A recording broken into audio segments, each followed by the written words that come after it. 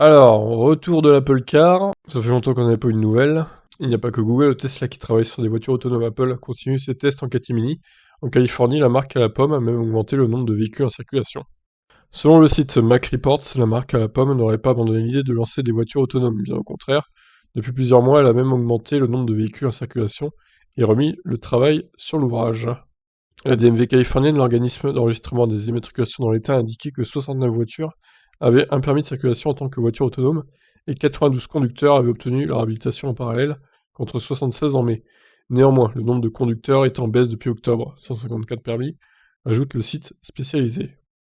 Le signe aussi que les envies de la firme de Cupertino d'avoir un jour une voiture autonome en son nom propre ou bien développée en partenariat avec des constructeurs reconnus, Nissan, BMW ou encore Hyundai ont été approchées, sont toujours vives. L'entreprise a même obtenu un brevet pour un système de capteur à infrarouge pour une vision nocturne d'un véhicule autonome qui permettrait de voir 3 fois plus loin qu'un conducteur humain. Eh B. La flotte d'Apple grossit mais reste néanmoins loin de Waymo qui a enregistré 615 véhicules autonomes en circulation pour 1244 conducteurs ou cruise, 201 voitures, 903 conducteurs. À noter qu'en 2 mois, Waymo a augmenté sa flotte de manière assez impressionnante. 365 véhicules, 871 permis en mai. Zoox, propriété d'Amazon, compte moins de véhicules, 16, pour un nombre très important de permis enregistrés, 196.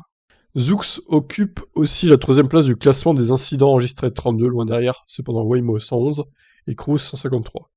Les Apple Cars ont été impliqués dans 3 collisions.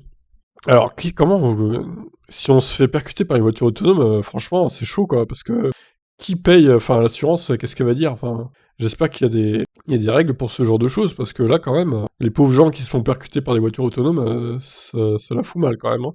Mais bon, j'imagine qu'il y a des fonds spéciaux pour ces entreprises, hein, en cas d'accident. Je sais pas comment ça se passe niveau assurance, c'est vraiment étonnant. Parmi les 8 entreprises qui ont fait des demandes d'autorisation de circulation pour des voitures autonomes sans conducteur, Waymo caracole évidemment en tête, 34 devant Nuro 18. Cette dernière est d'ailleurs la seule à avoir réellement déployé un véhicule autonome en service. Il livre des commandes pour Domino's Pizza à Houston, Texas.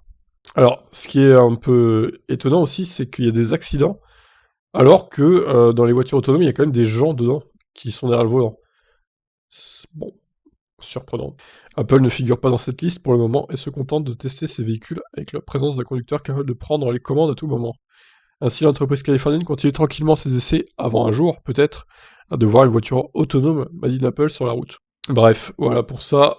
Donc Apple qui continue ses recherches sur les voitures autonomes. On n'a pas d'infos sur les voitures qui sont utilisées, ça doit être des thermiques a priori. Des thermiques bien modifiées du coup. Je vous laisse réagir. Bye bye.